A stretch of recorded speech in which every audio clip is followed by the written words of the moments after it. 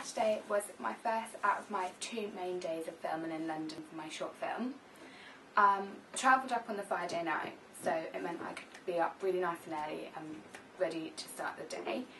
Before going out to film, I made sure I had my script and my storyboard and my camera and all the props that I would need for the day.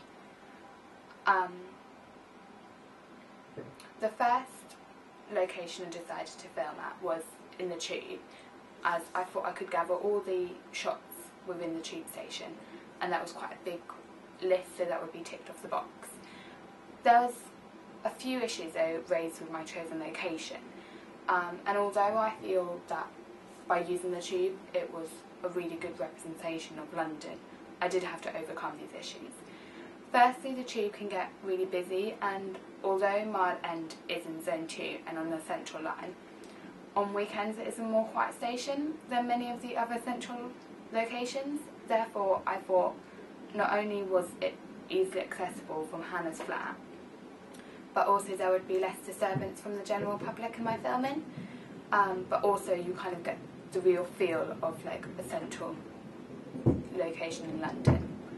Another issue which was raised was with the sound. There can be a real issue with the wind on tube stations due to fast trains passing.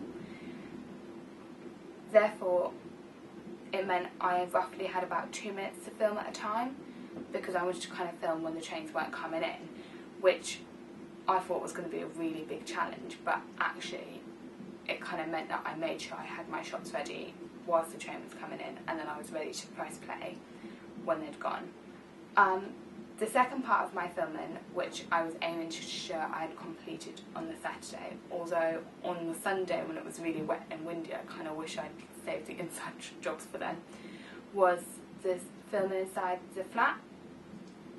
The scene I really wanted to aim to try to do was this, because I really wanted, from my AS piece, I don't feel that I incorporated enough variety of shots, and I feel this really let me down. So I really wanted to aim to, especially within the flat scene, try and get as many shots as possible, because that was the one place that I had control over, there not being any general public getting in my way. There was a few reasons why I chose Hannah's flat. Firstly, practicality. It was located 5 minutes from the tube station, which meant I didn't lose time travelling between different shots locations. Also, by choosing a basement flat, there was naturally lower light, which meant it was easier to create an early morning feel in the middle of the day of filming. By using my actress's own flat also meant she felt really comfortable, and in turn it made a more natural and realistic feel to my film, I think. Looking back at the day's filming on Saturday, I felt that it went really well. I was able to gather a variety of shots, and by filming in the tube station I gained a little more confidence for Sunday's filming, which was all done in a public place. So yeah, I was really ready for Sunday, and I felt that I was on my way to hopefully a really successful short film. My second main day of filming was on the Sunday, and it was a little bit more stressful than the Saturday because of the tight time scale, and because there was lots of snow falling, I knew that I needed to gain as much footage in the amount of time, and also to kind of ensure that my actor and actress didn't freeze to death in the snow. I firstly decided to film the park scene. As mentioned in my location video I talked about earlier on in my blog, it's again being for practical reasons. It was a 10-minute walk from the flat, and it meant that I didn't have the time issues. There again was issues I faced here, mostly regarding the natural weather. Although I thought the snow looked beautiful, and now reviewing back at my footage, I feel that the snow actually added a real special element to my film, and something that just makes it look a little bit different from other people's. The actual filming in the snow was a bit of a nightmare.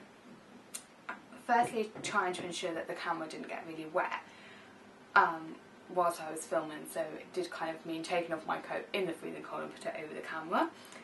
And secondly was the issue with the tripod, and ensuring it kept still in the snow was another bit of a problem. And thirdly, there was the issue regarding the sign, and I've kind of found out that blue tack really doesn't stick to a bench very well when there's a load of snow.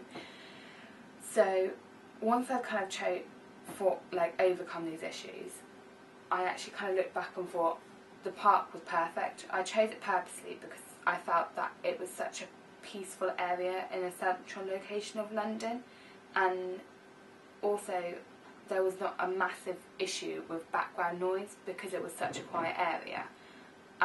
But because there was snow, there was children playing in the park, which created kind of a new issue that I hadn't really thought about.